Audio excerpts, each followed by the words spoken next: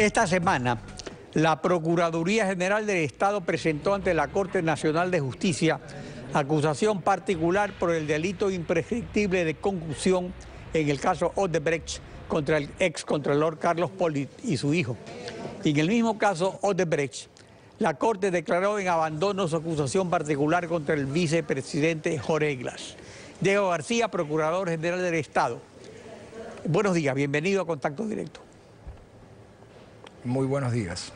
Respecto a la declaratoria judicial de abandono de la acusación particular, Procuraduría ha sancionado a los funcionarios que no estuvieron en su lugar de trabajo a tiempo. ¿Y en qué se funda legalmente el juez para tomar una decisión que beneficia al vicepresidente Glass y que aparentemente la Procuraduría ha aceptado?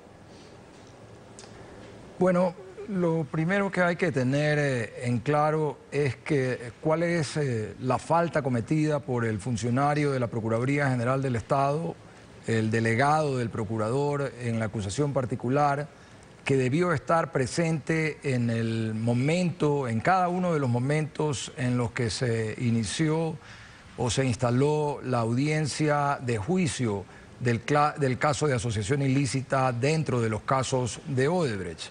La falta del funcionario al no haber estado presente existe, sin embargo, la Procuraduría General del Estado tiene claro que en este caso hubo una actuación de parte de los miembros del tribunal que, saliéndose de la aplicación lógica o racional de una norma en forma desproporcionada al 11º día de la audiencia y luego de haber estado durante 11 días laborables, más de 11 días en total, trabajando insistentemente, con contundencia, con razones de hecho y de derecho, con pruebas, con una tesis y una teoría del caso perfectamente formulada, considere que un atraso de 7 minutos en una audiencia es suficiente para declarar abandonada una acusación particular. Creo que la intención de la norma, el Código Orgánico Integral Penal, es ser estricto en cuanto a que los abogados deben estar presentes en las audiencias, pero evidentemente no responde ni siquiera a lo que estaba sucediendo en ese momento en las audiencias, en sus recesos y reinstalaciones a lo largo de esos 11 días de audiencia. El tribunal venía constatando, antes de declarar instalada cada sesión, la presencia de todas las partes para poder continuar con la instalación de la audiencia en cada día. Y esto no lo hizo justo en el día en el que se produce este retraso. Si el tribunal hubiese reaccionado inmediatamente, hubiese tenido que declarar el abandono de la acusación particular no al minuto 7, sino al minuto 1, y en este caso lo hace porque precisamente inicia sin darse cuenta que no habían llegado todos los abogados que tenían que estar presentes. Esto no justifica en ningún caso, y no es mi intención justificar, la falta profesional que un abogado puede tener en el incumplimiento de una obligación puntual que todos la conocemos. Los abogados estamos obligados a prever este tipo de situaciones y se ha sancionado, y no podemos poner en riesgo nuestra actividad. El abogado ha sido sancionado, era un funcionario de libre nombramiento y remoción, ha sido removido de su cargo, pero aparte de ese aspecto que es un aspecto Procuraduría que debe cumplirse, no pierde los derechos para exigir daños y perjuicios. ¿Qué es los derechos que pierde? Entonces, es la parte del juicio contra Glass. Digamos que se queda solo la Fiscalía luchando contra 40 abogados. Esa sería la parte que beneficia a Glass. Vamos entonces a los efectos del error cometido por este profesional al no haber estado presente. La declaratoria de abandono efectivamente deja fuera a la acusación particular.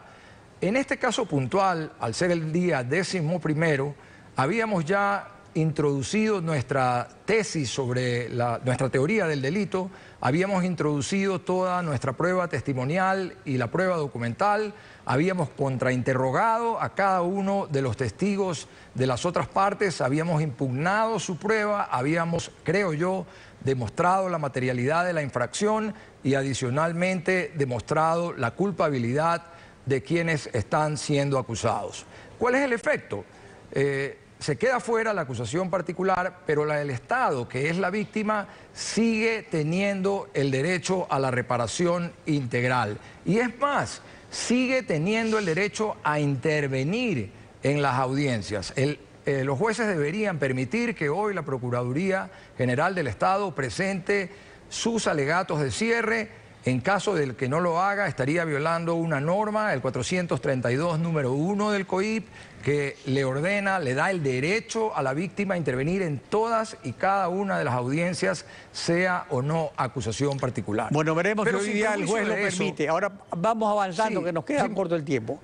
En relación al desvanecimiento de glosas para que Odebrecht vuelva a operar en el Ecuador, el fiscal general precisó que en el 2010 el contralor Pollitt solicitó a José Conceizao Santos $6 millones a cambio de desvanecerlas y que le entregó dinero en efectivo en la suite 52 de la Torre A del Swiss Hotel de Quito. Pero sobre ese desvanecimiento, Hernán Ulloa Parada, abogado defensor del excontralor Pollitt, señaló lo siguiente, veamos. Un documento que envía el señor procurador, por favor, quisiera las cámaras, doctor Diego García Carrión, Procurador General del Estado, quien dice expresamente lo siguiente al gerente de Hidropastasa, autorizando a la firma, pues, lógicamente, el convenio transaccional. Dice en el punto 1.4, otra de las condiciones cumplidas ha sido el desvanecimiento de las responsabilidades establecidas en las glosas de la Contraloría General del Estado, lo que se ha comprobado con las copias certificadas que se adjunta, por lo cual autorizo la firma del acta de liquidación. Esta acta de liquidación tiene gran relieve para el efecto que estamos conversando, porque eso significó sanear a la empresa Odebrecht, que luego fue restituida al Ecuador. Entonces, ¿cuál fue su participación como procurador en ese desvanecimiento de glosas?